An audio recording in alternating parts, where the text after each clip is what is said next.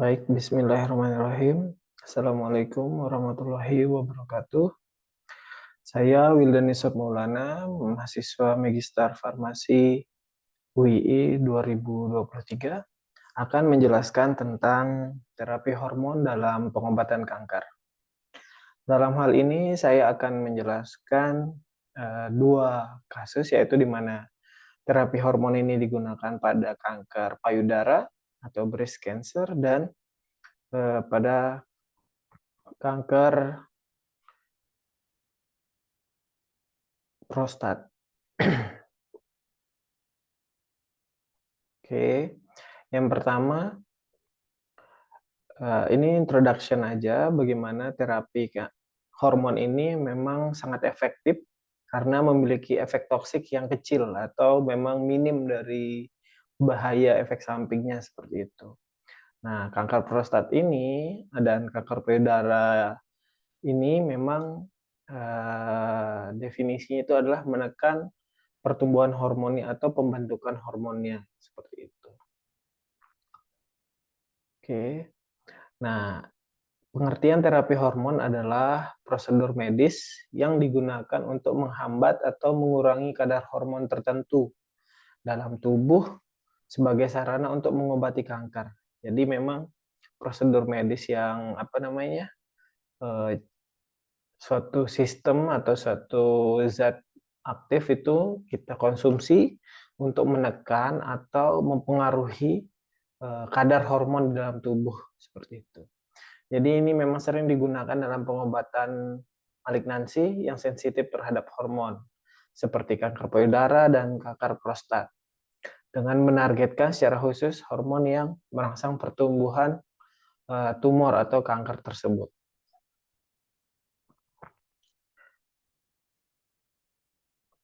Oke, yang pertama di sini saya akan membahas terapi hormon pada pasien kanker payudara seperti itu. Jadi terapi hormonnya itu memang seperti yang disebutkan sebelumnya, itu menghentikan atau memperlambat pembentukan tumor dengan cara menekan tubuh untuk memproduksi hormon dengan mengganggu efek hormon pada sel kanker payudara. Memang tumor yang ini ada yang sensitif dan ada yang tidak sensitif terhadap hormon. Nah, maka dari itu, tumor yang tidak sensitif terhadap hormon tidak memiliki reseptor hormon dan tidak merespon terapi hormon, seperti itu. Nah, pada wanita khususnya, uh, premenopause, itu memang supresi estrogennya dicapai dengan bahan kimia atau obat, seperti itu. Radiasi ke ovarium juga bisa digunakan atau operektomi bedah, seperti itu. Nah, untuk ablasi kimia adalah reversible dan dicapai dengan menggunakan GnRH agonis seperti obatnya goserelin, biasanya disuntikan itu bulanan. Nah, contoh obatnya tamoxifen aromatase inhibitor. Nah, saya akan menjelaskan bagaimana hormon-hormon di estrogen yang kita tekan ini bisa terjadi pada manusia atau pada wanita. Nah, di sini mungkin teman-teman bisa lihat ada di sini LH-RH dan ada LH dan ada juga FSH seperti itu. Jadi memang produksi estrogen di sini dan progesteron ini diatur oleh hormon LH dan LH-RH seperti itu atau luteinisasi hormon dan uh, luteinisasi hormon dan rilis hormon seperti itu. Yang di sini LH-RH. Jadi dua hormon ini memang sangat berpengaruh. Nah, namun di sini ada FSH. Di sini adalah perangsang folikelnya seperti itu. Nah, LH dan FSH ini memang menyebabkan ovarium memproduksi estrogen dan progesteron yang bekerja pada endometrium. Jadi dia memang bekerja di sini. Nah, ketika produksi estrogen dan progesteron mencapai tingkat tertentu selama siklus menstruasi, hormon ini memang bekerja pada hipotalamus di sini dan akan menghentikan produksi LH, RH, LH, dan FSH. Jadi memang hormon ini eh, mempengaruhi produksi. Saat produksi estrogen dan progesteron meningkat, maka dia akan mempengaruhi hipotalamus ini untuk menghentikan hormon LH, RH, FSH, dan LH untuk bekerja. Nah, jadi ada 3 bagaimana obat hormon ini bekerja. Pertama itu adjuvant therapy for early stage, jadi adjuvant terapinya di stage awal. Dan yang kedua treatment of advance of atau metastatik, sudah metastatik ini kansernya. Dan yang ketiga, yang terakhir ini yang terbaru nih, adjuvant treatment. Jadi yang pertama misalnya di sini ada obat tamoxifen, ini sudah disetujui FDA. Ini pengobatan hormon ini pada wanita memang bisa digunakan pada premenopause dan pasca menopause. Dan kanker juga memang ada pada pria, tapi sedikit seperti itu. Nah, kanker payudara ini di stadium awal, di mana estrogen positif dan menghambat aromatase anastrozol, letrozol, dan eksemestane disetujui untuk penggunaan pada wanita pasca menopause. Nah, yang kedua, terapi hormon juga merupakan pilihan pengobatan untuk kanker payudara yang muncul kembali atau sudah pernah diterapi adjuvan, sudah mulai hilang, namun ada muncul lagi. Maka di sini istilahnya ada kekambuhan lah seperti itu.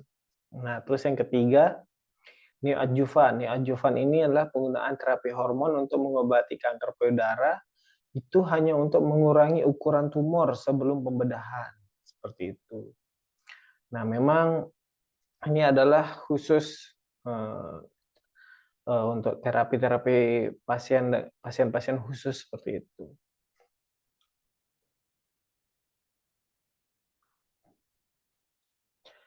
Nah, di mana indikasi hormon terapi ini memang yang saya sebutkan tadi sebagai neoadjuvan, mengurangi ukuran tumor, terus adjuvan itu resiko terulang, dan paliatif atau untuk menyusut dan mengendalikan kanker seperti itu. Nah, kita langsung ke hormon terapi kanker prostat. Jadi di kanker prostat ini memang lebih umum terjadi pada pria. Jadi menurut World Cancer Research Fund International, pada tahun 2022 terdapat kasus 1 juta lebih kasus baru untuk pasien dengan diagnosa terapi dengan kanker prostat, dan memang menyumbang 397 lebih kematian.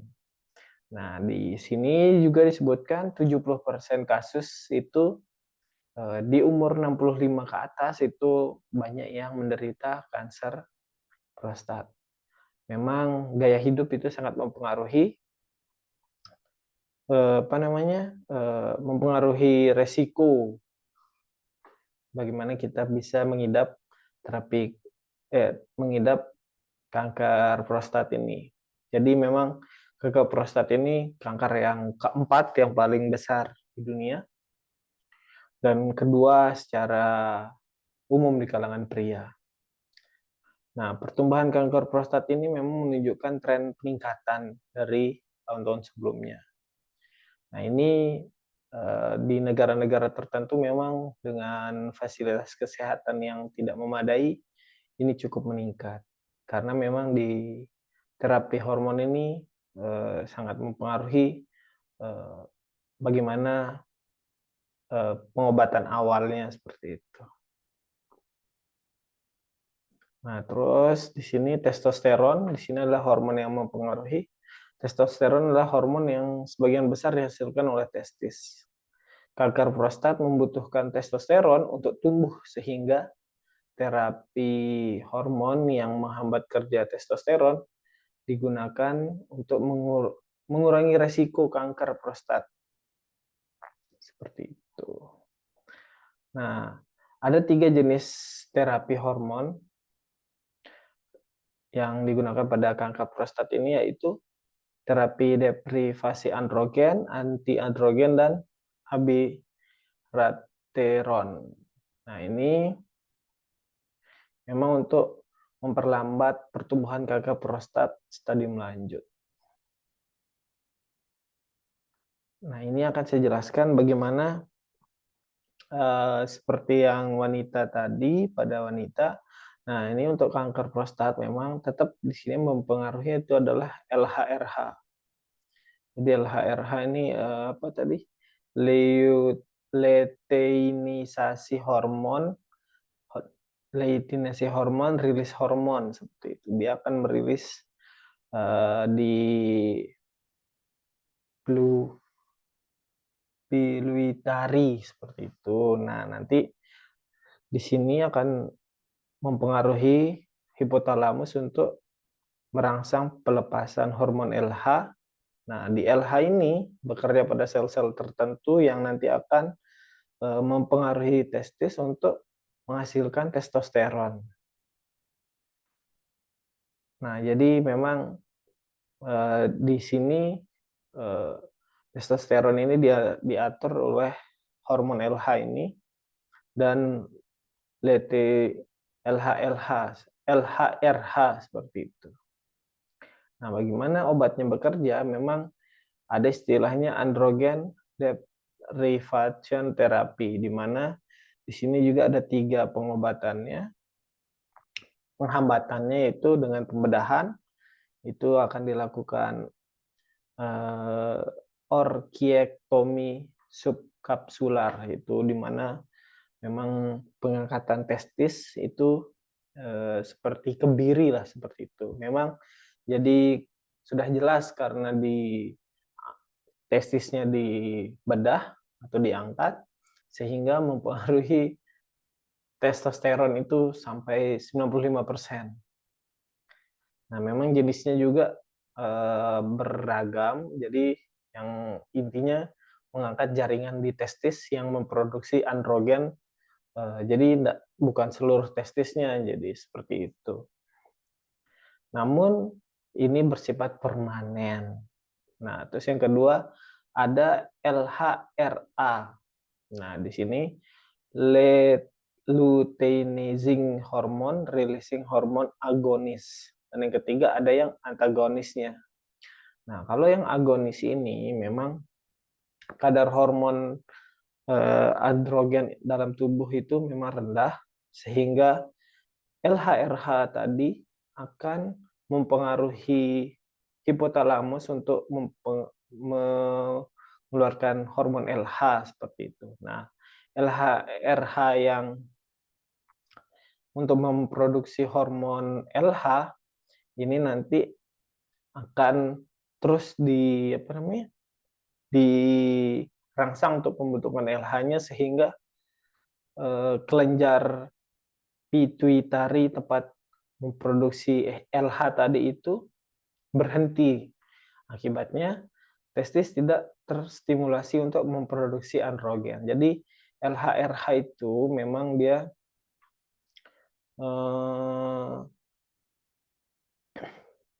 merangsang pertumbuhan LH. Namun jika keberadaan hormon LHRH agonis ini, jadi dia meningkat atau berkelanjutan, justru menyebabkan kelenjar pituitari tempat pembentukan itu berhenti memproduksi hormon LH, sehingga testis tidak terstimulasi untuk memproduksi androgen seperti itu. Nah, kalau yang antagonis LHRH, jadi LHRH-nya ini yang dicegah untuk tidak keluar, sehingga tidak mempengaruhi kelenjar pituitari tadi, namun di sini LH-RH-nya sendiri yang ditekan. Jadi tidak ada sekresi hormon LH. Jadi testis itu secara otomatis menghentikan produksi androgen. Nah, tidak seperti agonis yang tadi LH-RH-nya dipush meningkat sehingga kelenjar pituitarinya itu secara otomatis menghentikan pembentukan LH. Nah, kalau yang antagonis itu LH-RH-nya memang di stop. Jadi tidak meningkatkan testosteron. Nah, balik lagi ke slide sebelumnya. Jika di sini testosteron tidak meningkat, seperti yang saya jelaskan sebelumnya, maka sel kanker itu tidak berkembang karena sel kanker itu menumpang lewat hormon testosteron untuk berkembang seperti itu. Nah, ini beberapa terapi hormon untuk kanker prostat. Ada yang golongan LH-RH agonis, antagonis seperti itu. Oke, terus ini efek jangka panjangnya karena memang testosteronnya tadi dihambat, maka dia otomatis ada masalah di bagian jantung. Kehilangan stamina ini yang paling jelas, dan penambahan berat badan, perubahan suasana hati, dan osteoporosis. Nah, bagaimana kombinasi terapi? Memang banyak dilakukan kombinasi terapi untuk pada pasien-pasien dengan kanker. Jadi seperti kemoterapi, radiasi, dan lain sebagainya. Dan yang saya tahu memang pendekatan ini sangat efektif untuk hasil yang lebih baik seperti itu. Nah, efikasinya, jadi memang penelitian telah menunjukkan bahwa terapi hormon ini sangat efektif karena memang minim toksisitas. Nah, secara signifikan memang mengurangi atau menekan perkembangan atau pertumbuhan kanker. Seperti itu. Namun, efektivitas pengobatan dapat bervariasi tergantung pada jenis kanker tertentu, tahap tertentu, dan karakteristik individual pasien. Nah, tidak disangka juga ada resisten hormon terapi. Jadi memang seiring berjalannya waktu, penelitian yang banyak, pasien tertentu mendapatkan resisten terhadap terapi hormon, ini menyebabkan penurunan efektivitas pengobatan. Memang memahami mekanisme resistensi dan menyelidiki bagaimana mengatasinya adalah suatu penelitian ke depan yang sangat penting seperti itu. Namun memang resistensi di segala lini sangat berkembang, hampir pada semua pasien dengan kanker payudara dan kanker prostat itu merespon terapi hormon. Namun perkembangan penyakit itu yang membuat terjadinya resistensi molekuler. Nah, jadi memang cukup selektif sekarang untuk memberikan terapi hormon. Nah, side effect-nya memang di kedua kanker ini hampir sama, ya seperti demam, kelelahan, berat badan, ada bermasalah di berat badan, terus mood, seperti itu. Jadi pengawasan dan kontrol yang baik atau yang cermat memang sangat mempengaruhi menjamin kesejahteraan pasien dan kepatuhan pengobatan. Nah, untuk ke depannya ini saya berharap sudah semakin baik dalam pengobatan yang dirancang untuk meningkatkan hasil dan membatasi potensi efek negatifnya. Nah, hormon terapi dan quality of life selain manfaat klinisnya, terapi hormon juga dapat memiliki pengaruh substansial seperti kesejahteraan, kepatuhan, dan perlu mengatasi masalah fisik dan mental. Nah, di masa depan terapi hormon adalah manajemen kanker memang menunjukkan perkembangan yang menjanjikan. Namun itu kita butuh kombinasi strategi pengobatan yang disesuaikan dengan keadaan dan kebutuhan, karena penelitian dan praktek klinis itu terus berkembang. Sehingga tujuannya itu adalah untuk meningkatkan efektivitas dan keamanan metode pengobatan kanker yang sangat penting sekarang. Nah, untuk conclusion-nya, pada akhirnya terapi hormon sangat penting dalam pengobatan tumor sensitif hormon, memberikan keuntungan terapeutik yang substansional dan kemungkinan meningkatkan hasil kesembuhan pasien. Profesional perawatan kesehatan dapat memberikan perawatan lengkap dan disesuaikan untuk pasien kanker dengan mendapatkan kesadaran menyeluruh tentang efektivitas, kesulitan, dan pola pengembangan di bidang kanker ini. Sekian, terima kasih. Assalamualaikum warahmatullahi wabarakatuh.